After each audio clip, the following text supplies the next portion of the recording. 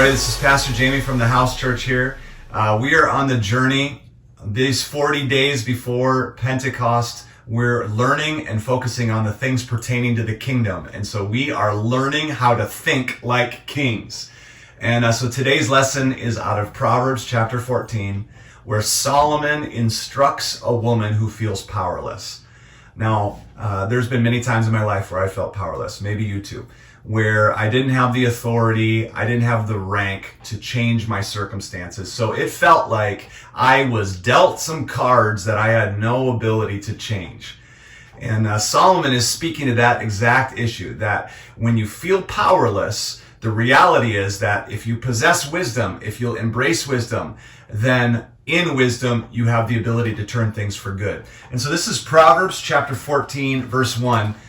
It's a familiar sort of concept in biblical times. Proverb is instructing a wife or a mother, a woman who's stuck in her home and she feels powerless. This is what it says. The wise woman builds her house, but the foolish tears it down with her own hands. Let me read it again. The wise woman builds her house, but the foolish tears it down with her own hands. In Solomon's day, King Solomon's day, a woman had no ability to change her circumstances on her own.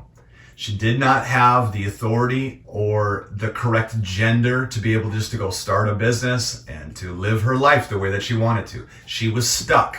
Her circumstances demanded that she lived under the authority of a man and that she could not just go and change her circumstances. So imagine, here's King Solomon, and he's speaking to the wife, he's speaking to the woman who's saying to him, I don't have power to change my circumstances. I'm not like you, King Solomon. And Solomon looks at her and says, you're not powerless.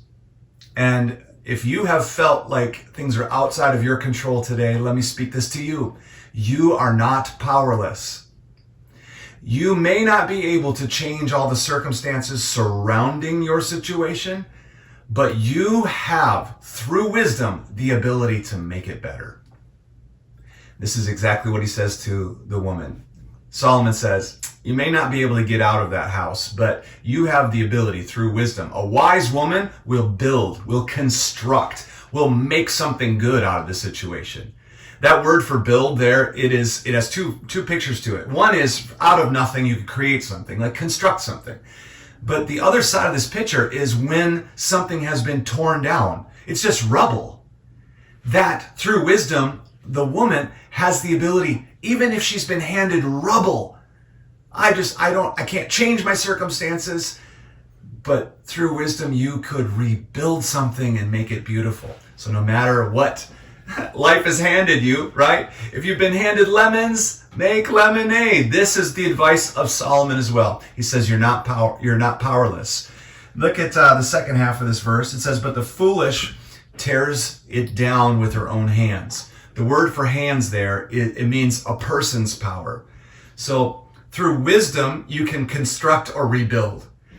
But your own power has the ability to make it worse. And so to tear down, the foolish woman will look at her circumstances and just begin to complain. The foolish woman will look at her circumstances and go, oh, I've been dealt this hand, and blame other people. Come on, this is what society is doing right now.